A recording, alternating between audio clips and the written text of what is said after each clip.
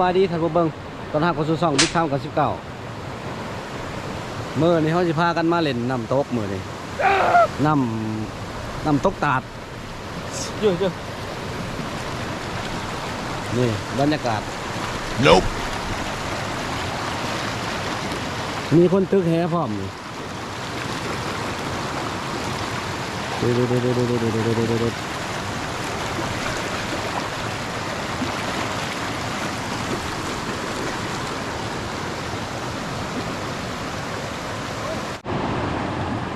นี่น้ำตกนี่ไหลลงมาพี่ยูลุ่มลงไปนี่มันจะเป็นน้ำโตนเด้อเจ้าเขาจึงไปเบิ่ง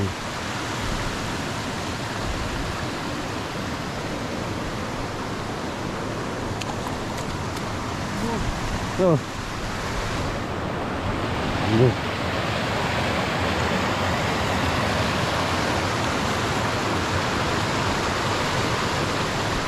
ใครอยากมาเล่นก็มาเล่นได้พี่น้องนี่จุนี่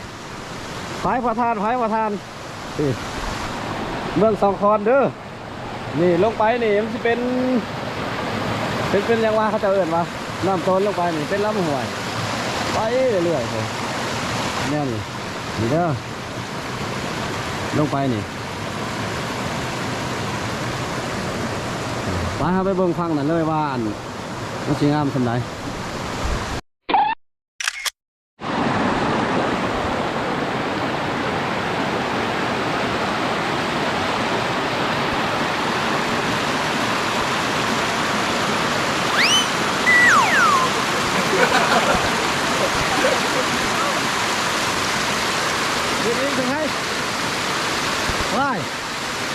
มามีกบอีกประเด็นนี่เลยมาจะใช้กบนี่โอ้ยพี่แกเอาปลาเตอพี่แกเอาเมา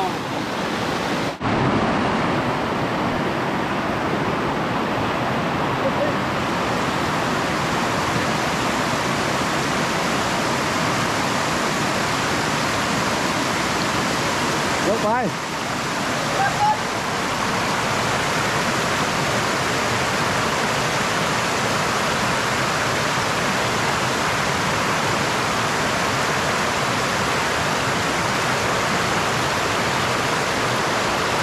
ตอนนี้ทีมงานเขาลงไปแล้ว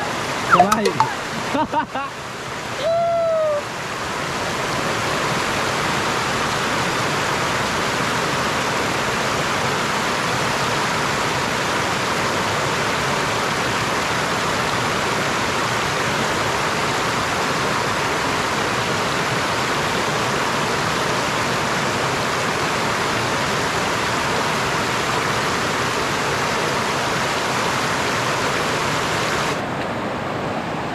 วันนี้พี่เขาชิลกเล่นน้ำกันแล้วบาดอยู่พี่น้องเลย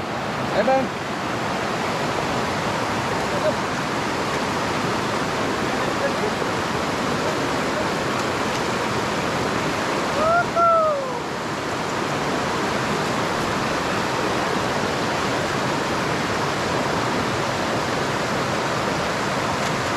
เดี๋ยวดิคนเท่พี่น้องเลย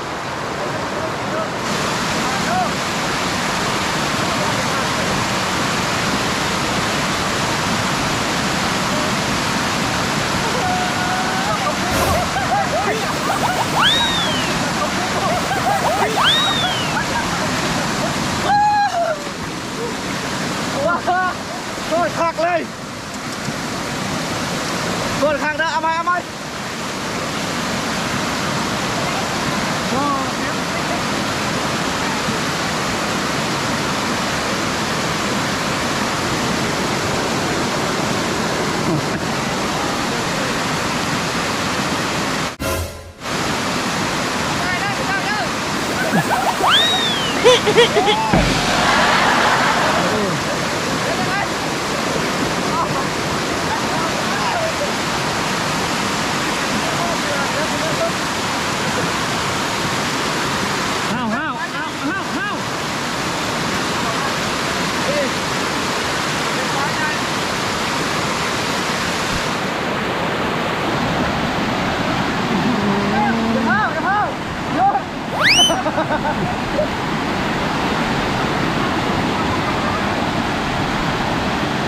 เ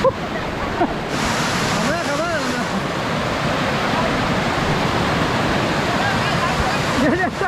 อย่ากูยืนมาคักกัน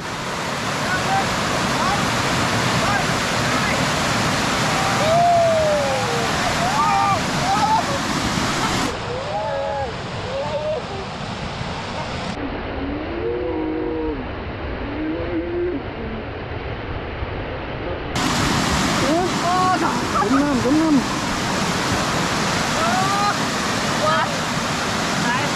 คตรคักเลยว่ะ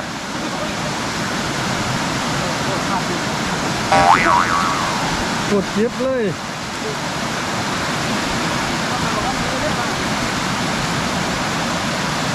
หรือยังได้มา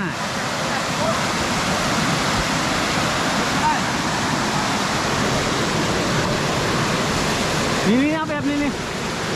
เนาะ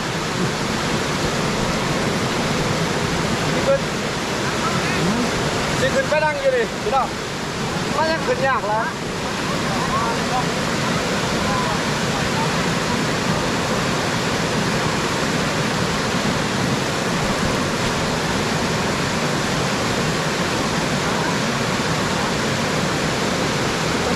ขึ้นไปเลย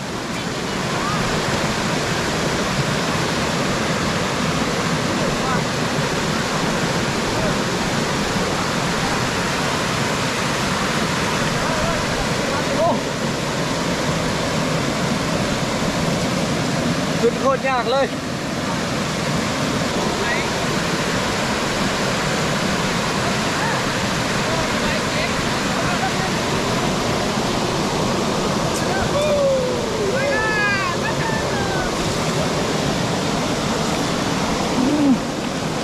พกไปแล้ว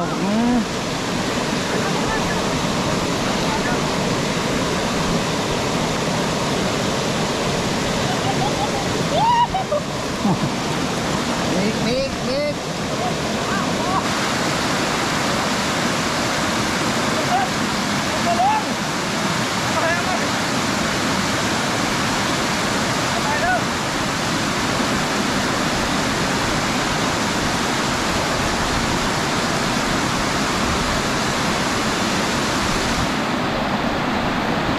ลงจะเชื่อ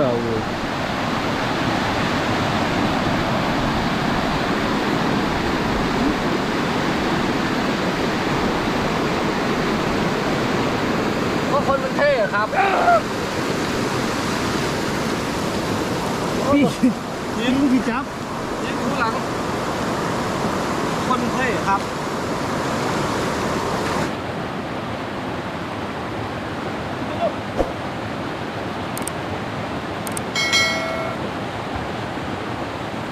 เดี๋ยวน้ำตกสองปอลาว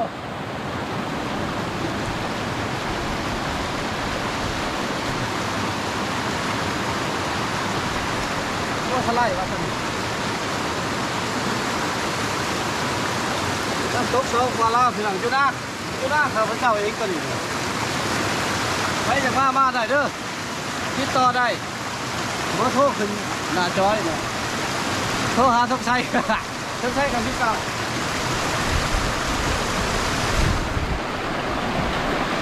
ลงไปเบิ่งดูเลิกอยู่บนนั้นน่ะ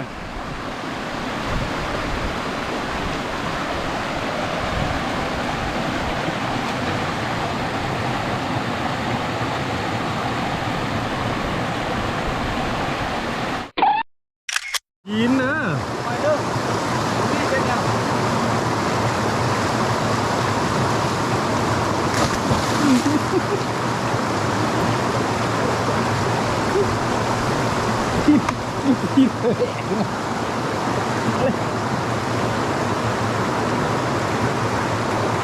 เอ้าหัวหาย มันสิบ่เห็นอีหลีละบาด ดูดิโอ้หัวเสีย จริงจริง ฮะมาเลยไปจากมาเล่นมาได้ตลอด3 ชั่วโมง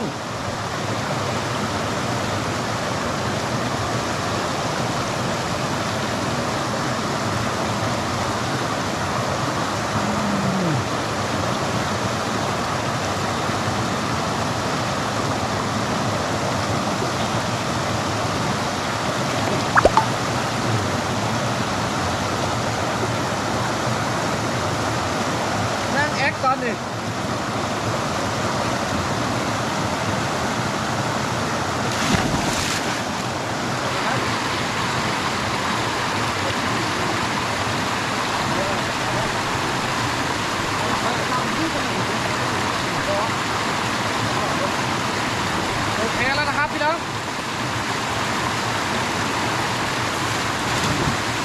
ลุก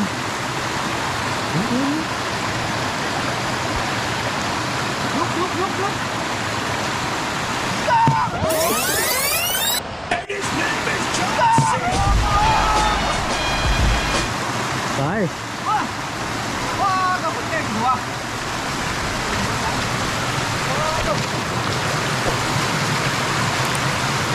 จุดได้แล้วเลยถ้าแข่งรถประเภทเล่าเลยนะโดนน้ำเก่งที่สุดในโลกเลยทางไทยถ้าแข่งเลยอยู่เล่าไม่โดนน้ำเก่งไปเจอทางไทยได้แล้วพ่ออาจารย์ว่า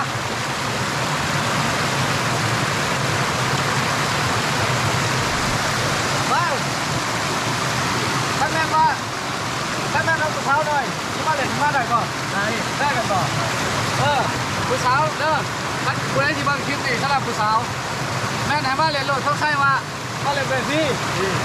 ทำไมบ่จักช่างมาได้ล่ะ กินข้าวกินน้ำกระน้ำต้องใส่เด้อกินข้าวกินน้ำก็ได้ รับเรียกพี่ รับเรียกอีกต่างหากแม้ว่าฉัน อย่าบอกว่า ไป ต้องบอกว่า ท่านไพ่บ่ฮู้ทางมาได้เฮ็ดอะไร ไม่เอาเถอะแล้ว ไปเอา เราหน้ากันไม่ห้ามกันเลยนะ เขาหาน้ำใส่เลยเด้อท่านผู้สาวน้อยอย่างมาครับเฉพาะผู้สาวได้ท่านผู้ชายเลยมาเองโลดตายยาสูงสู้จากบ้ากับบ้าบ่บ้าตายยา เอาไปช้าเราไปเอาเลย ท่านผู้สาวเราต้องใส่สิไปเอาหันเฮือนโลดวนไวแม่นบ่เจ้าฝากเฟซด้วยเด้อสิเอาเฟซต้องใส่ขึ้นหน้าจอนี่ท่านไผยังมาเล่นตัวนี้แหละก็โทรหาต้องใช้ได้ตลอด24นาทีนะไปสำเร็จแล้วสัน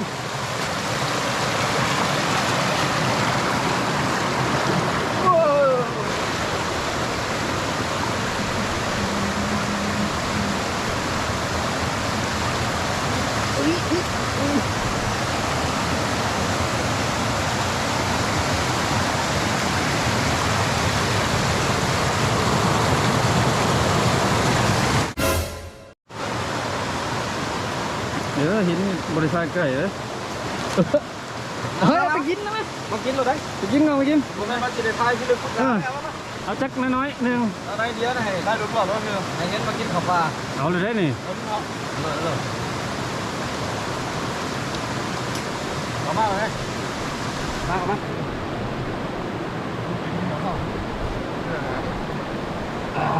เฮ้ยตายยังไม่คงมาดูพี่น้องเด้อตายยังไม่คงเอาเทียบตาตรงเลย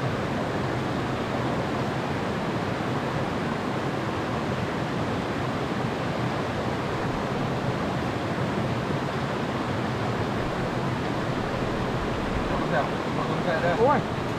นะครับผมให้เบิร์ดได้เนาะง่ายลุกมาบักแก้มครับ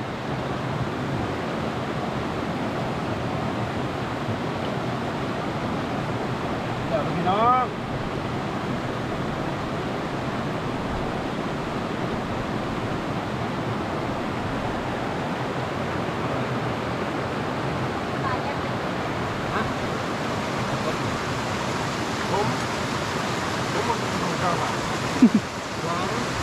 แค่ไม่ชิมหรอกข้าว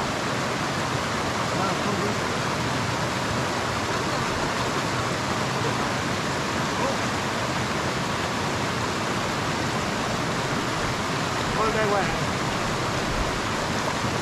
มือกล้องบัวหิวมือนี่มือกล้องว่ะมือเขาเว้ยเขาเข้าขึ้นมุกไปแล้วก็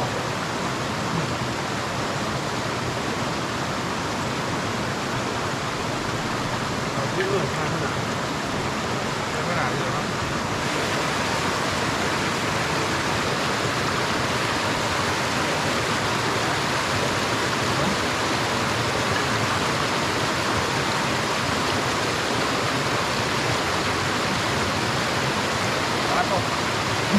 โอ้ยสบายเด้อ